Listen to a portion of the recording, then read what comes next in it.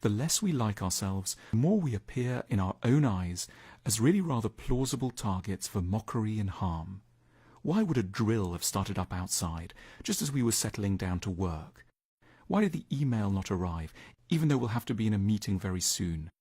Why would the phone operator be taking so long to find our details?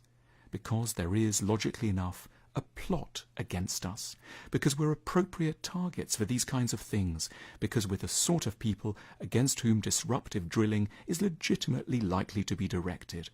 It's what we deserve. When we carry a background excess of self-disgust around with us, operating just below the radar of conscious awareness, we'll constantly seek confirmation from the wider world that we really are the worthless people we take ourselves to be. The expectation is almost always set in childhood, where someone close to us is likely to have left us feeling dirty and culpable. And as a result, we now travel through society assuming the worst, not because it's necessarily true or pleasant to do so, but because it feels familiar, and because we're the prisoners of past patterns we haven't yet understood.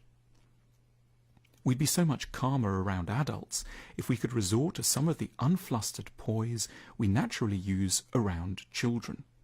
Small children sometimes behave in really maddening ways. They scream at the person who's looking after them, angrily push away a bowl of animal pasta, throw away something you've just fetched for them. But we rarely feel personally agitated or wounded by their behavior.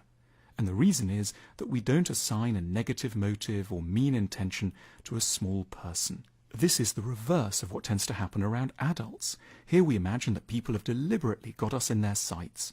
If someone edges in front of us in the airport queue, it's natural to suppose that they've sized us up and have reasoned that they can safely take advantage of us. They probably relish the thought of causing us a little distress. But if we employ the infant model of interpretation, our first assumptions would be very different. We'd think that maybe they didn't sleep well that night, have a sore knee, or have been upset by their lover.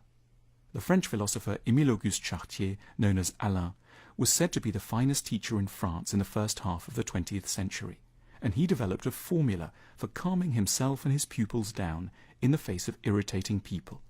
Never say that people are evil, he wrote. You just need to look for the pin. What he meant was, look for the source of the agony that drives a person to behave in appalling ways. The calming thought is to imagine that they're suffering off stage, in some area we can't see. When others madden us, we need to imagine the turmoil, disappointment, worry, and sadness beneath an aggressive surface. We need to aim compassion in an unexpected place, at those who annoy us most. We must do that very strange thing, move from anger to pity.